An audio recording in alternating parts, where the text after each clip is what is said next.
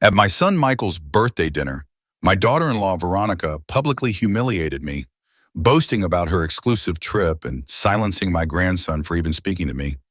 She controlled his life, shutting me out completely.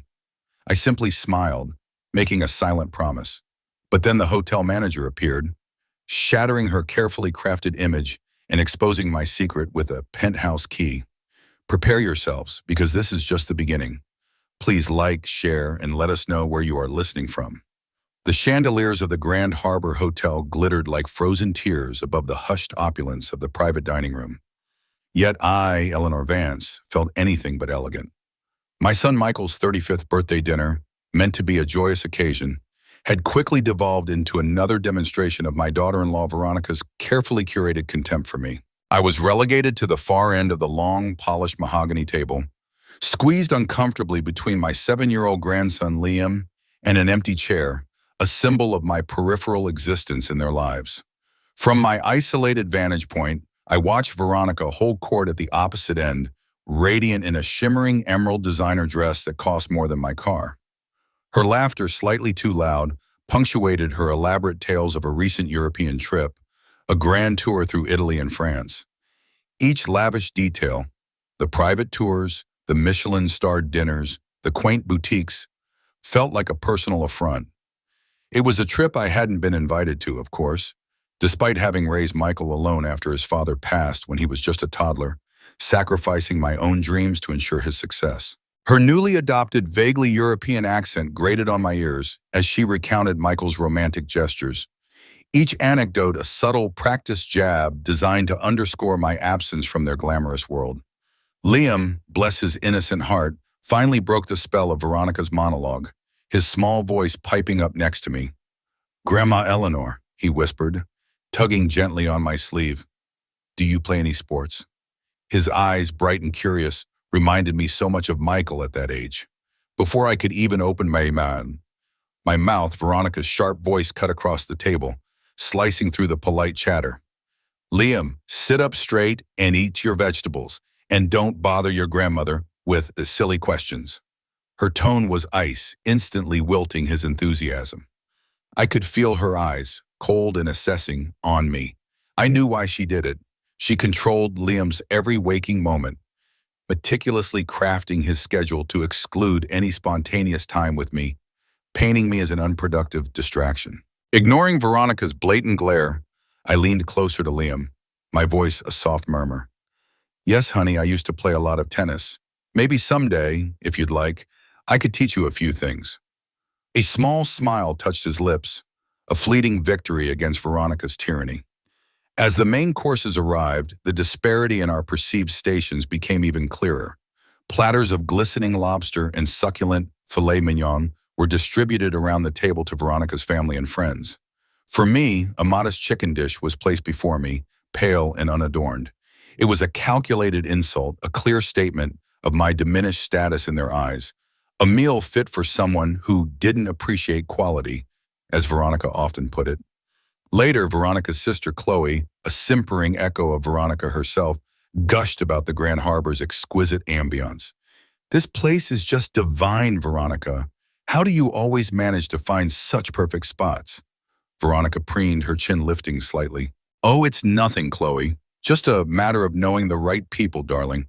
Some understand how to appreciate quality, others simply don't." Her gaze flickered to me, lingering for a fraction too long, the implication hanging in the air like a noxious perfume. Michael, my son, who had been conspicuously silent throughout the evening, finally stirred. "Mom's always appreciated quality, Veronica," he offered, his voice lacking conviction, a mere whisper against Veronica's booming confidence. It was a weak defense, barely audible over Veronica's immediate retort.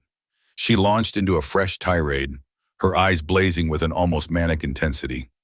"Well, some people simply don't understand how to behave in sophisticated settings, do they? It's not just about what you wear. It's about decorum, about knowing your place, about not making a spectacle of yourself." Her words were a finely honed dart, aimed directly at me, intended to pierce through my composure. And for a moment I felt it, a tiny crack forming within me, threatening to shatter the carefully constructed facade of calm I maintained. The fury, a slow, simmering heat, began to rise. I had endured enough. Quietly, decisively, I began to push back my chair. I reached for my clutch, my fingers surprisingly steady despite the tremor of anger deep within. I would pay for my modest chicken and leave. I wouldn't allow them the satisfaction of seeing me break. Just as my hand touched my wallet, a figure materialized beside our table. Robert Davis, the Grand Harbor's general manager, a man whose impeccable bearing and sharp eye I knew well, stood there, his presence commanding attention. He bowed slightly, respectfully addressing me. "Mrs. Vance, I do apologize for the interruption, but the front desk has been trying to reach you. We have your key card ready." He extended an elegant silver card embossed with the hotel's crest. The penthouse suite, as always. The entire table fell silent. Forks clattered onto plates. Every eye, including Michael's and Veronica's, was wide with shock, fixed on me and the key card. In that instant, I knew. My meticulously kept 12-year secret, my other life, was about to be exposed. The life they knew nothing about. I took the key, my fingers brushing Robert's. "Thank you, Robert. I'll retire to my suite now. This evening has been very educational." My gaze swept over my stunned family, finally settling on Veronica. A slow, knowing smile touched my lips. "Thank you for the lesson in elegance, Veronica. It was quite illuminating." With a calm that belied the storm within, I turned, leaving my speechless family amidst the glittering chandeliers, and walked away, the silver key card a cool metallic promise in my hand. The ascension in the gilded elevator felt eternal, each floor passing in a blur of polished wood and hushed silence, giving me ample time to reflect on the 12 years I had painstakingly kept my true identity a secret. For 12 years, I, Eleanor Vance, a woman now nearing 70, had successfully concealed the fact that I owned one of the East Coast's most prestigious hotel chains, a sprawling empire built from sheer grit and a secret fortune. Now, as the elevator glided silently upwards, my hands finally began to tremble. It wasn't from fear, but from the immense weight of the reveal, a tremor born of the intricate tapestry of a double life. 12 years of living modestly, even frugally, while my son Michael struggled to make ends meet, and his wife Veronica condescended to me with every snide remark and subtle insult. The irony was breathtaking, and now, finally, it was laid bare. The elevator doors parted with a soft chime, revealing the breathtaking expanse of the penthouse suite. Floor-to-ceiling windows offered a panoramic view of the twinkling city lights, stretching out to meet the inky blackness of the harbor. The space was opulent yet understated, a testament to true luxury. I walked over to the minibar, my steps echoing softly on the marble floors, and poured myself a generous flute of champagne. The bubbles fizzed merrily, a tiny celebration in the vast silence. I took a slow sip, letting the crisp effervescence calm my nerves, and gazed out at the sparkling tapestry of the city, imagining the scene I had left behind. I pictured Michael and Veronica, their faces frozen in disbelief, their carefully constructed world momentarily shattered. Esme, Veronica's best friend, would undoubtedly be frantically calculating the monetary value of every insult she'd ever thrown my way. And Chloe, Veronica's sister, bless her predictable heart, was probably already furiously Googling Grand Harbor hotel ownership, her eyes widening with each search result. A wry smile touched my lips. The truth, in all its inconvenient glory, was out. The genesis of this elaborate deception began with Arthur, my gentle, unassuming schoolteacher husband. I had married him at 22, eager to escape the shadow of my own father's struggles, a man burdened by financial worries that seemed to follow him like a persistent rain cloud. Arthur and I built a modest, happy life together, filled with quiet joys and shared dreams. We weren't wealthy, but we were content. Then, tragedy struck. Arthur was diagnosed with an aggressive form of cancer. The ensuing years were a blur of hospitals, treatments, and an emotional and financial drain that left me with staggering medical bills and ultimately a crushing $16,000 in debt. The night Arthur died, his quiet breath fading in the sterile hospital room, I was heartbroken and exhausted. I thought I had lost everything. But then his lawyer called. He informed me in a somber, detached tone that Arthur had inherited a $2.3 million trust fund from his estranged real estate mogul grandfather, a secret he had meticulously kept throughout our marriage, choosing to live a humble life free from the pressures of wealth. Initially, a bitter anger surged through me. How could he have let me struggle so profoundly? How could he have watched me work two jobs, pinch every penny, and then face ruin, all while sitting on such a fortune? My grief was tinged with a profound sense of betrayal. But then, days later, I found his letter, tucked away in his old desk amongst his lesson plans and grading papers, was a letter written in his familiar, neat handwriting, penned just days before he passed. Arthur explained everything. He spoke of the burden the money had always represented to him, the fear that it would change him, change us. He wanted me to use it, he wrote, to build something good, something meaningful, but not to let it change who I was, or more importantly, how our son Michael saw the world. He wanted Michael to understand the value of hard work, to appreciate every achievement, earned through his own effort, not inherited wealth. He entrusted me with his secret, with his legacy, and with the immense responsibility of his wishes. I honored his request with a fierce determination. I invested Arthur's inheritance carefully, prudently. I started small, with a few well-chosen apartment buildings, meticulously overseeing every detail. Every single profit, every cent was reinvested, poured back into the growing enterprise. The quiet, unassuming school teacher's wife transformed into a shrewd businesswoman, driven by a promise and a singular vision. By the time Michael was 12, I had acquired my first hotel, a charming boutique establishment that I personally renovated. By his high school graduation, I owned 4 hotels and dozens of rental properties. When Michael went to college, I offered him loans, insisting he understand the value of his education, the weight of financial responsibility. I told him I had simply gotten a better job, a vague explanation he accepted without question. My empire continued to expand, quietly, relentlessly. My net worth eventually soared past 50 million, encompassing hotels in 6 different states. The Grand Harbor, this very hotel, was my crowning achievement, acquired 5 years ago when it was on the brink of bankruptcy. I had seen its potential, poured millions into its restoration, and resurrected it into the magnificent landmark it was today. I maintained my anonymous ownership through a series of carefully constructed LLCs, an intricate web of legal entities designed to ensure complete discretion. Robert Davis, my general manager, knew me only as the owner's representative, a powerful unseen force behind the scenes.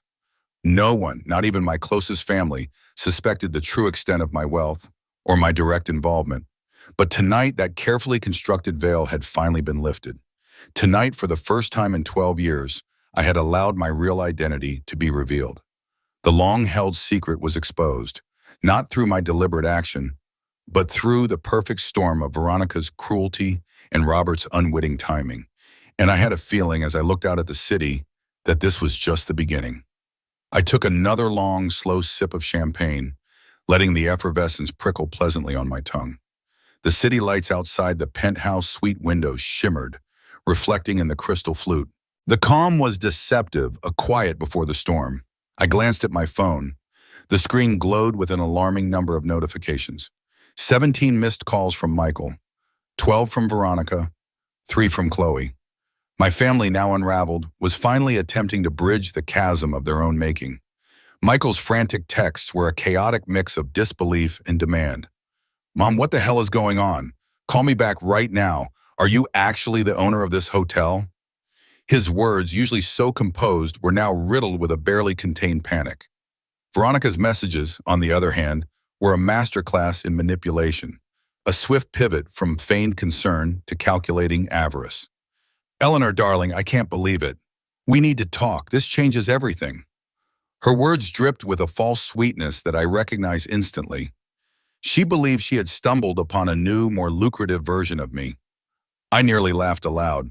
Yes, it changed everything, but not in the way Veronica imagined. It changed everything because the shield of my anonymity was gone, and with it, the need to endure their casual cruelty. For 12 long years, I had watched Michael marry a woman who, from day one, saw me as a burden, a relic to be tolerated rather than cherished. I had endured her snide comments about my simple life, her condescension about my lack of ambition, and her thinly veiled pity for my struggles.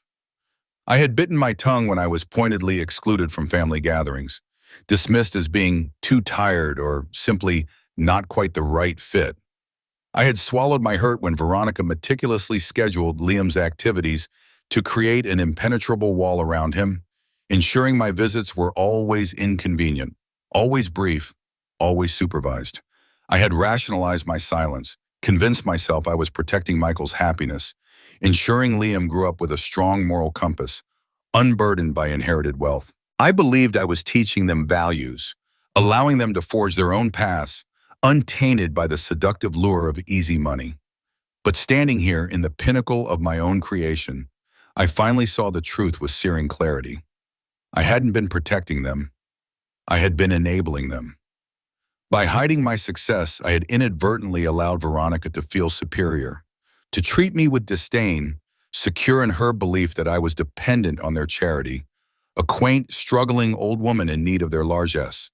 And Michael, my son, had failed to defend me not out of malice, but because he had bought into the very narrative I had unwittingly helped construct, that of his struggling, widowed mother, needing patience, needing understanding, needing his meager support. The truth was, I didn't need anything from them.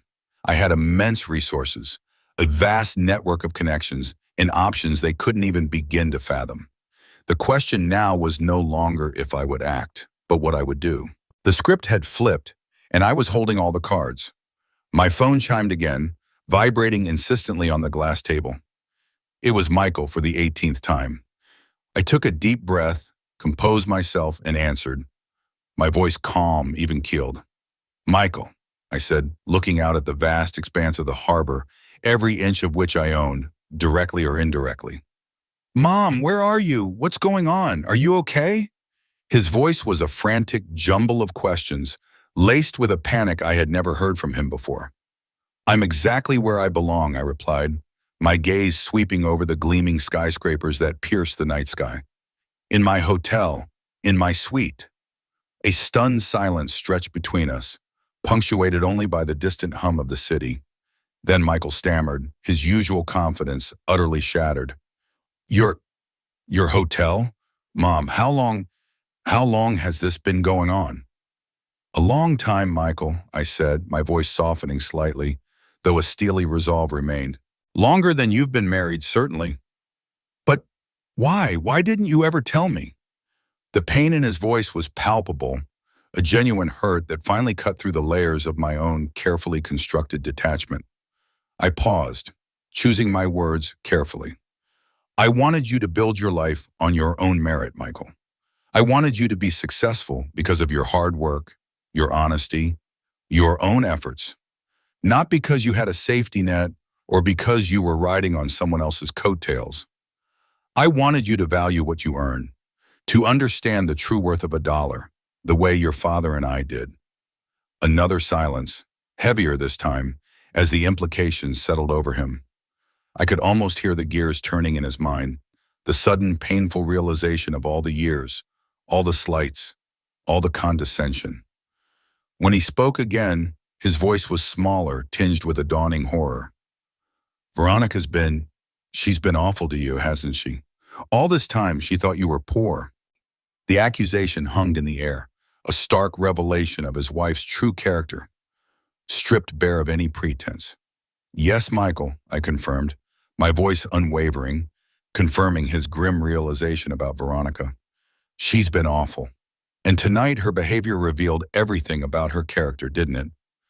On the other end, I could hear a muffled, insistent voice in the background.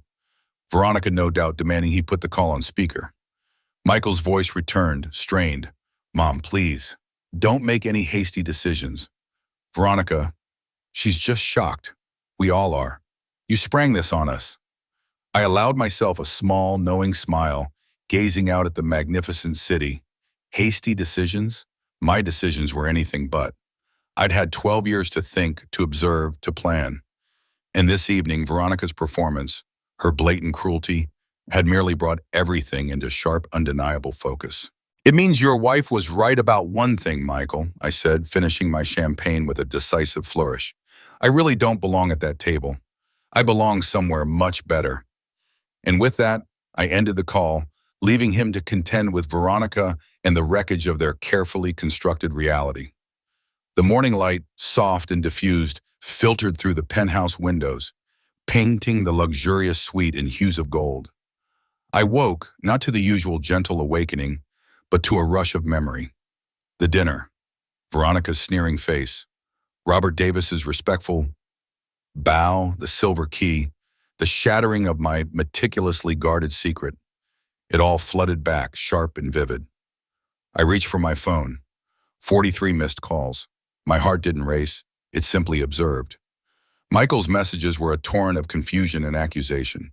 Mom, what is going on? Were you lying to me all these years? About everything, about being poor. Why would you do this? He sounded hurt, bewildered, a son trying to reconcile two utterly disparate realities. Veronica's messages, however, were entirely different. They were calculating, strategic. Eleanor, darling, we need to talk. Let's discuss terms. I've been researching hotel ownership. We should meet tomorrow to discuss how this affects the family dynamics, especially with Michael's business and Liam's future. The audacity was breathtaking. She saw dollar signs where she should have seen her own cruelty. She wasn't interested in reconciliation. She was attempting to negotiate, to stake her claim on what she now perceived as our fortune. A soft knock interrupted my thoughts. It was Robert Davis, impeccable as always, pushing a cart laden with a lavish breakfast. "Good morning, Mrs. Vance," he said, his voice as smooth as the silk curtains. "I hope you slept well." "As well as can be expected, Robert," I replied, accepting a cup of perfectly brewed coffee. "Tell me, if you wouldn't mind offering a professional observation, what was the general mood at my family's table after I departed last night?" Robert, ever the diplomat, chose his words carefully. "Mr. Vance, your son, seemed genuinely shocked, Mrs. Vance. Confused, certainly, but not unkind. He did inquire about your involvement with the hotel repeatedly." He paused, then continued, "As for Mrs. Vance, your daughter-in-law, she was quite insistent on asking about property values, and rather surprisingly inquired about potential managerial positions within the chain. She claimed, I believe, extensive experience in hospitality management, though my records do not corroborate that." He delivered the last sentence with an almost imperceptible raise of one eyebrow, a shared moment of professional disdain for Veronica's transparent ambition. After Robert left, the quiet of the penthouse settled once more. I ate a few bites of fresh fruit, the sweetness doing little to temper the bitter taste in my mouth. I opened my laptop and pulled up my personal financial records. 12 hotels, 37 rental properties, a net worth hovering around $68 million. They, Michael and Veronica, would see not a penny of it. Not directly, at least. A new resolution began to form, cold and precise. I started typing. Not a will, but a different kind of document. It was an inventory of every single way I had quietly, anonymously, supported their lives, eased their burdens, and facilitated their luxuries, all while they treated me as a charitable cause, a burden to be managed.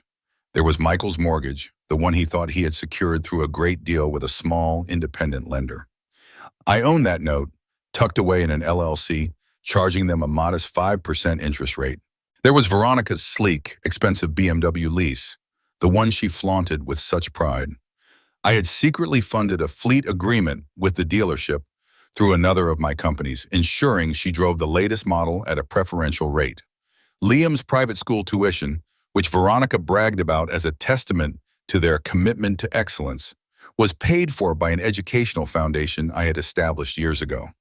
Michael's office rent, the one he often complained about being too high, was paid to a company that, unbeknownst to him, was another one of my holdings.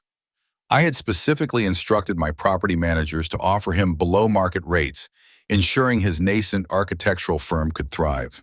Even their idyllic summer lake house, which Veronica claimed she had discovered through a friend, was made available only because I paid that friend a significant sum to make it appear as an independent rental. I finished the list, each item a silent testament to their obliviousness and my quiet generosity. I saved the document, the click of the keyboard final and resolute. Tomorrow, all of it would change. My decision was cold, calculated, and a logical consequence of their choices. If you're captivated by this story of hidden fortunes and unexpected revelations, don't miss what happens next. The consequences of Veronica's cruelty are just beginning to unfold. Remember to like this video, share it with your friends, and subscribe to stay updated on Eleanor's journey. Let's see how far this story can reach. The morning sun, now high in the sky, illuminated the vastness of the penthouse suite as I set about the practical task of dismantling the financial scaffolding I had so meticulously built around my son's life. My first call was to Mr. Davies, my corporate attorney, a man whose discretion and sharp legal mind had been invaluable over the years. Mr. Davies, I began, my voice calm and businesslike. I need to make some changes to the family arrangements, specifically the various agreements pertaining to Michael Vance and Veronica Vance. He listened patiently as I laid out my instructions. I want termination notices prepared for all existing preferential agreements. Everything: the mortgage, the commercial lease for Michael's office, the car lease, the summer rental arrangement, is to be converted to standard commercial terms within 30 days. No exceptions. Mr. Davies, rarely flustered, paused before asking, "May I ask what prompted this, Mrs. Vance? This seems rather sudden." "Let's just say I've gained some clarity about certain relationships," I replied, a hint of steel in my tone. He understood immediately, his professional instincts sharp. "Understood, Mrs. Vance. I'll get started on this right away." My next call was to Ms. Green, the director of the educational foundation I had established. Liam's private school tuition was paid through this foundation, a carefully anonymized scholarship. "Ms. Green," I explained, "regarding Liam Vance's scholarship, the funding source needs to be made transparent. The family should know exactly who's paying for their child's education. No more anonymous benefactors."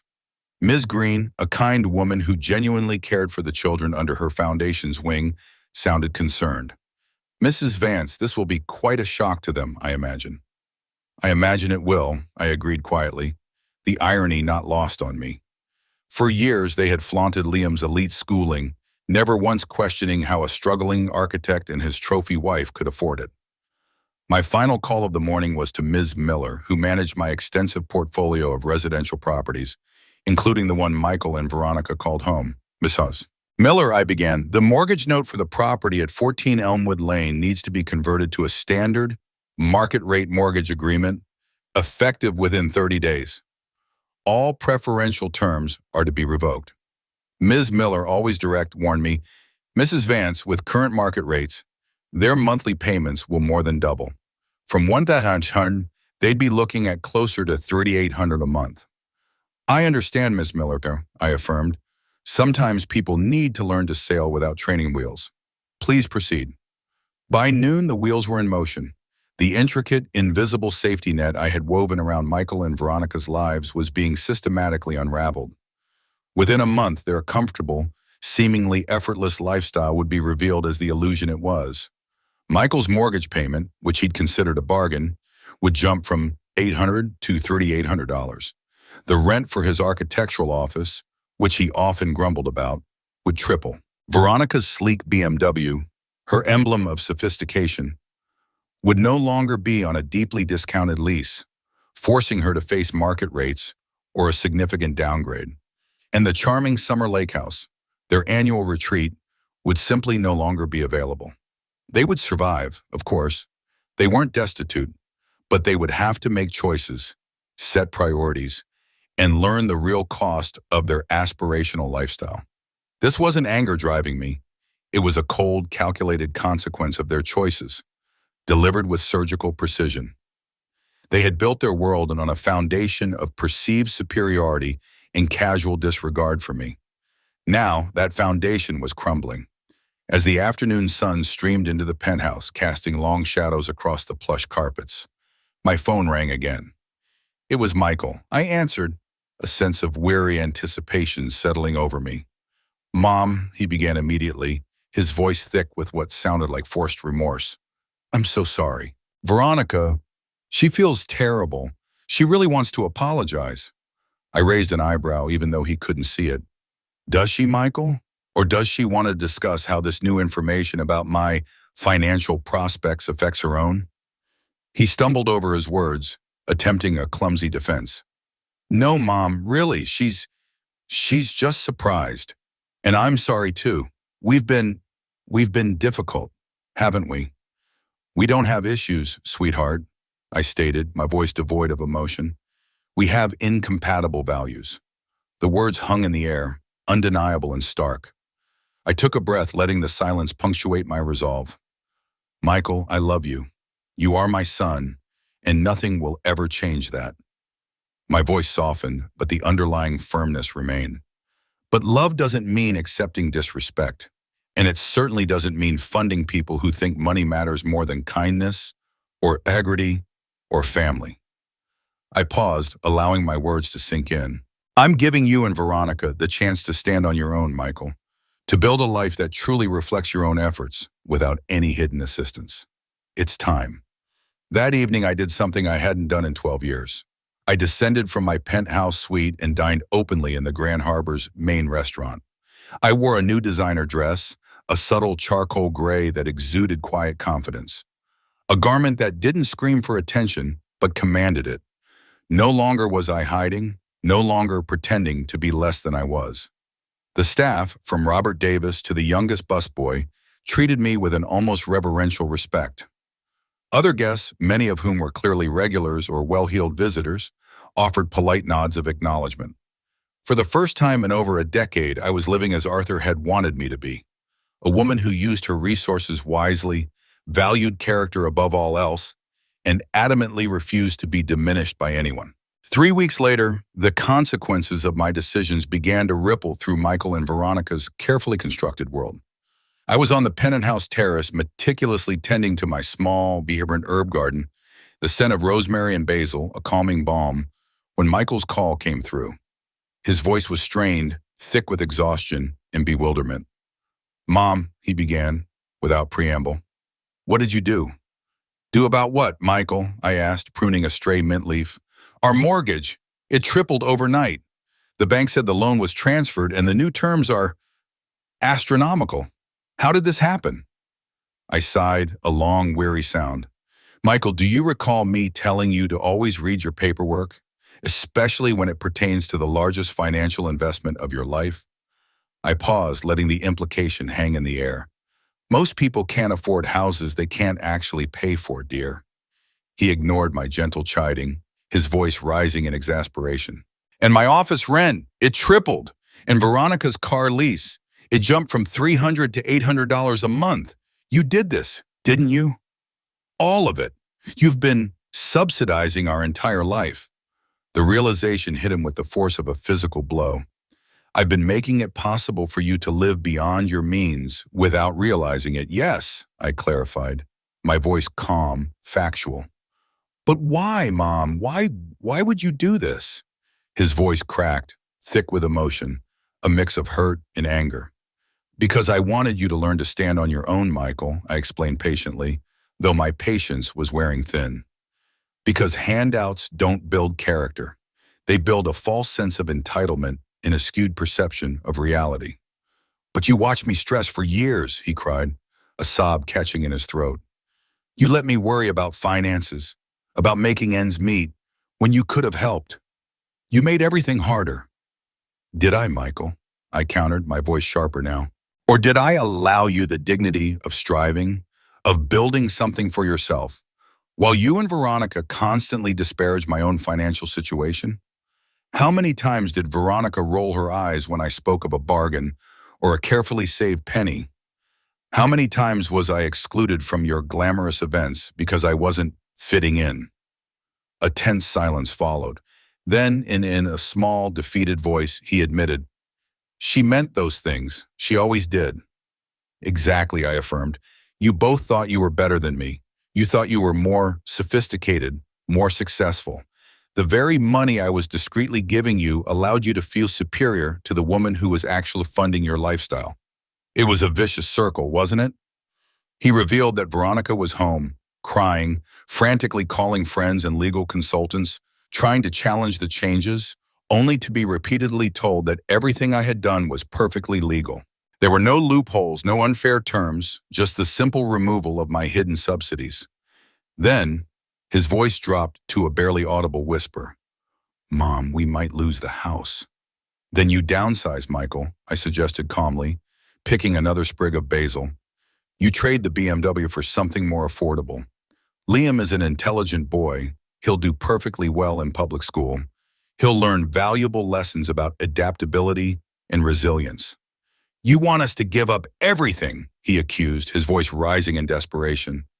No, Michael, I corrected him, my gaze sweeping over the panoramic city.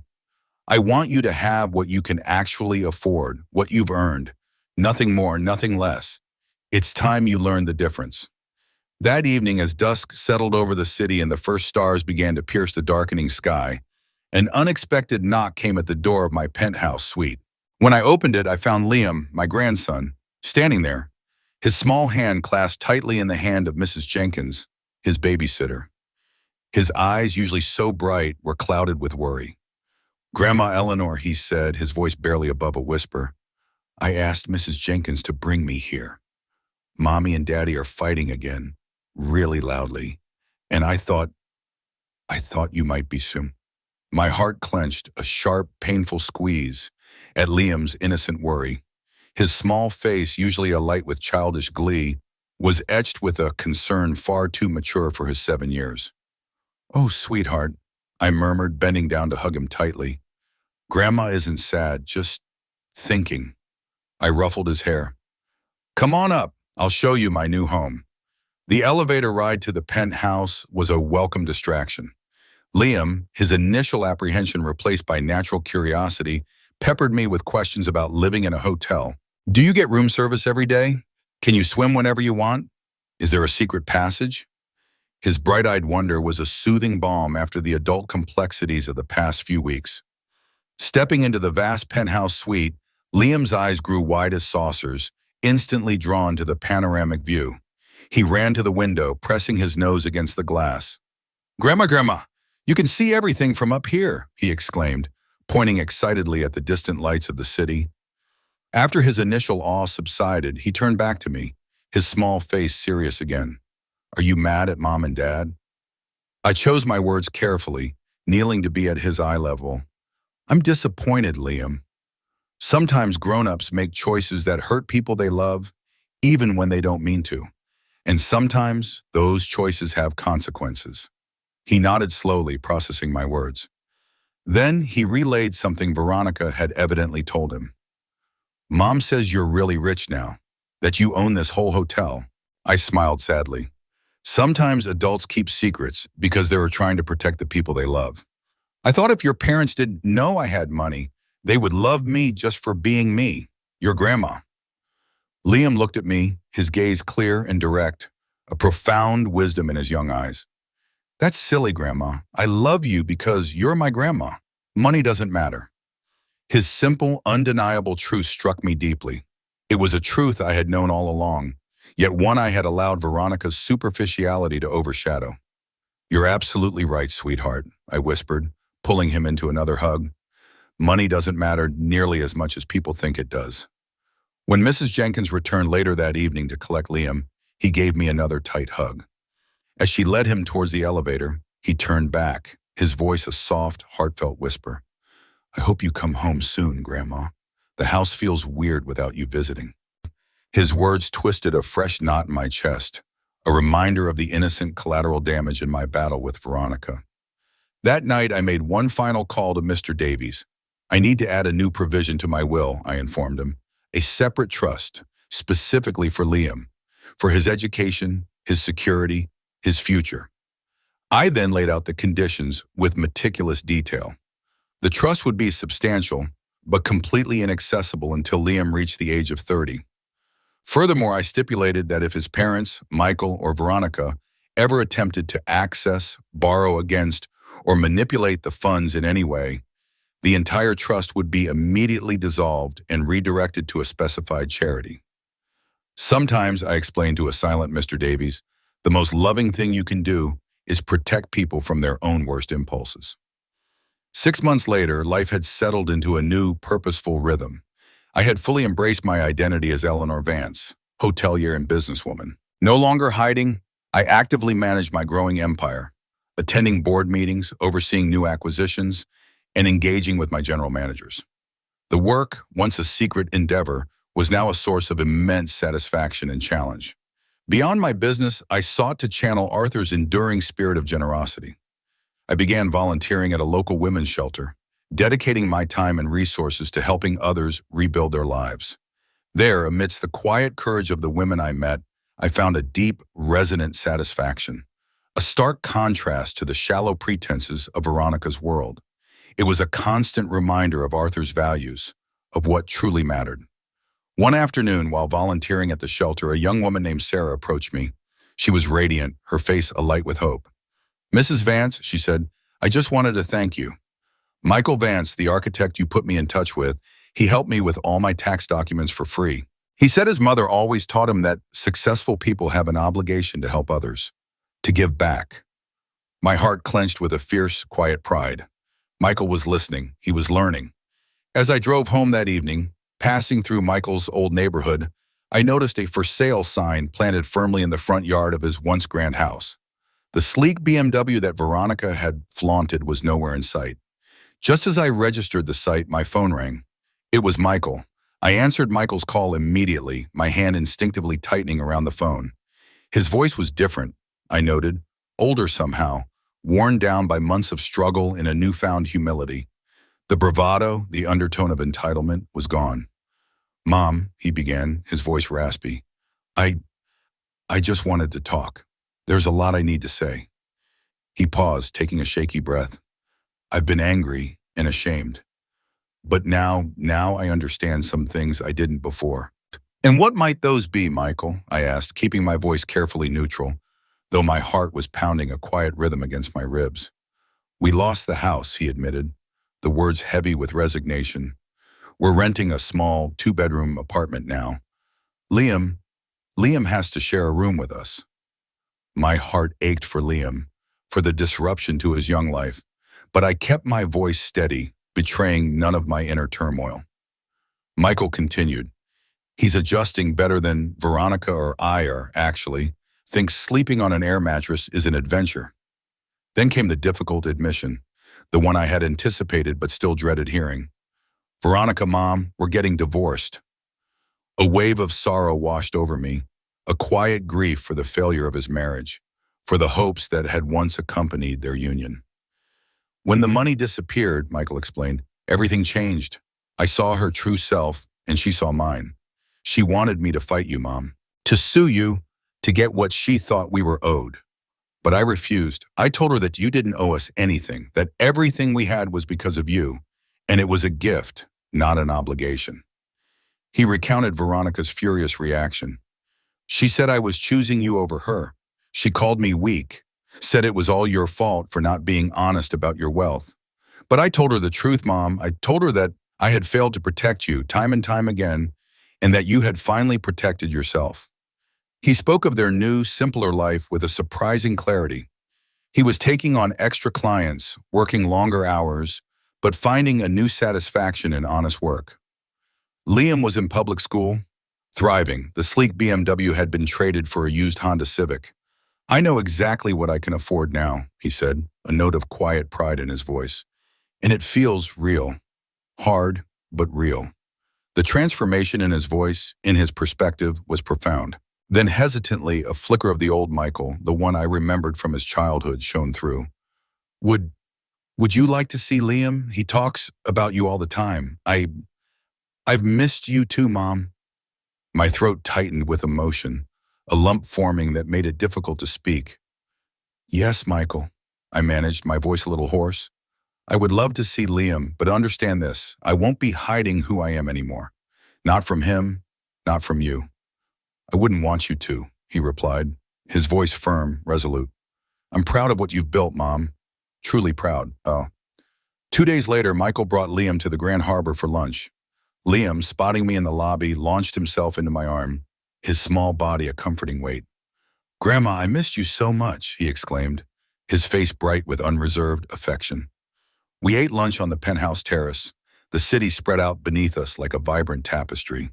Liam chattered excitedly about his new public school, about the friends he was making, about learning to play soccer. He seemed more relaxed, less constrained than before. The tension that had often shadowed his young face now noticeably absent. He even mentioned his parents' divorce with a matter-of-fact honesty. "It's sad sometimes," he admitted, "but they don't fight as much now." Then, with an innocent pride that melted my heart, he recounted how Michael had spoken about me.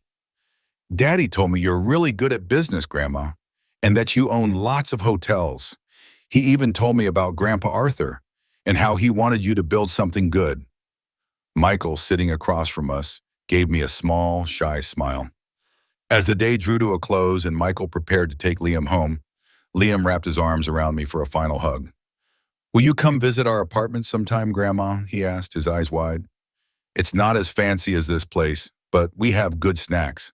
As Michael and I walked towards the elevator, Liam skipping ahead of us, Michael stopped, placing a hand on my arm. His gaze was earnest, direct, filled with a raw honesty that I hadn't seen in him for years. "Mom," he began, his voice low, "I need to apologize. Not just for Veronica's behavior, but for my own. For all of it." He looked away, then back at me, his eyes clouded with regret. "I was embarrassed by your situation, or what I thought was your situation. I valued appearance over character, wealth over kindness, and by doing so, I was teaching Liam the same thing, by example." "But you're teaching him differently now," I noted, a soft warmth spreading through my chest. He nodded, a flicker of hope in his eyes. "I'm trying, Mom. I've learned what actually matters, family. Real family, built on respect and honesty. And work that means something, not just work that pays for a certain lifestyle." I reached out and squeezed his hand, a gesture of reassurance. "Michael, I never stopped trusting you. I stopped enabling you. There's a difference." My gaze swept over the opulent lobby, then back to my son, seeing not the entitled man he had become, but the earnest boy he once was. "And now," I continued, "we can build something new, something based on honesty instead of hidden subsidies, something real." 2 years later, at 71, I, Eleanor Vance, understood the profound difference between being alone and being lonely. My life was filled with purpose, with genuine connections, and the quiet luxury I had earned. My empire thrived, and I derived immense satisfaction from steering its course. Michael and Liam came for their weekly Sunday lunch on the penthouse terrace. Michael had bought a small, charming house he could genuinely afford, filled with laughter and the scent of home-cooked meals. He had visibly transformed, his face no longer etched with the lines of stress and pretense, but softened by contentment and a quiet confidence. He had found a profound peace in his simpler life, a peace he hadn't known when living beyond his means. Veronica, I had heard through various channels, had remarried a real estate developer, settling into a life of ostentatious wealth. It seemed we had simply been incompatible. Two women moving in different orbits, one seeking flash, the other seeking substance. I wished her well, genuinely, for her happiness no longer felt intertwined with my own. A month before my actual birthday, Michael and Liam arrived for lunch with a carefully wrapped package. Liam, beaming, presented it to me. "It's for your real birthday, Grandma," Michael explained, his eyes twinkling, "the day you decided to be yourself." Inside the package, Michael had placed a beautifully framed photograph. It was a candid shot of the three of us, laughing freely, our faces alight with genuine joy, taken during one of our recent Sunday lunches. Engraved on the silver frame were words that brought tears to my eyes. "To Eleanor Vance, successful businesswoman, loving mother, cherished grandmother. We are proud of everything you've accomplished and grateful for everything you've taught us.